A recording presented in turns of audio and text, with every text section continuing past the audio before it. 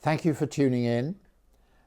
I'm Philippe Garner and I welcome you back, or welcome you for the first time, to my channel.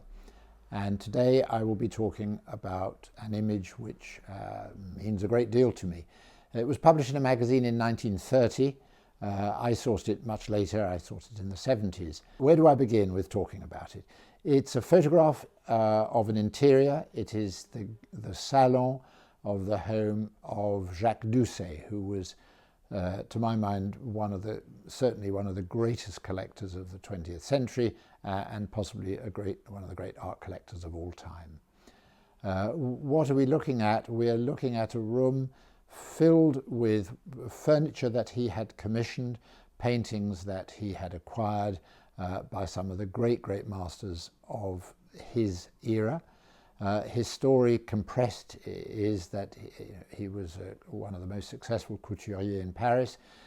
He was also a great collector of 18th century furniture and works of art. In 1912 he made the radical decision, he was already a certain age by then, but he made the radical decision to sell his 18th century and support modern and contemporary art. You see there the spectacular painting by Douanier Rousseau, which is today in the Louvre. If you go through those Lalique doors on the right, if you open them, you will be facing Picasso's Demoiselle d'Avignon, which is in the Museum of Modern Art in New York. You see a sculpture by Modigliani. It was an apartment full of treasures which he, as an extraordinary visionary, appreciated ahead of the pack. Amongst the furniture, I smile at one or two pieces, of course, because they've become a part of my life.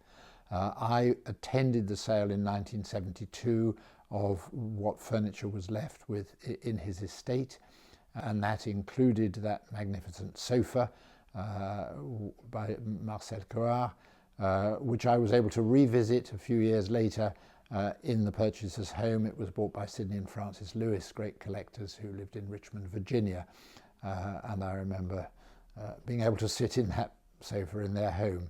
And fast forward many years, the carpet in the centre of the room was in the sale of a collection which I was very much involved in at Christie's. So it's a picture that resonates for its own story.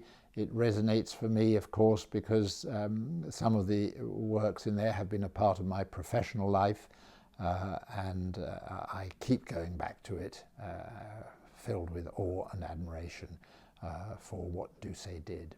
I mentioned the Demoiselle d'Avignon. Go to my website and you'll see a photograph that I took of that painting in the Museum of Modern Art, two silhouetted figures standing in front of it. Thank you for tuning in again, and I hope you'll follow me on further video clips.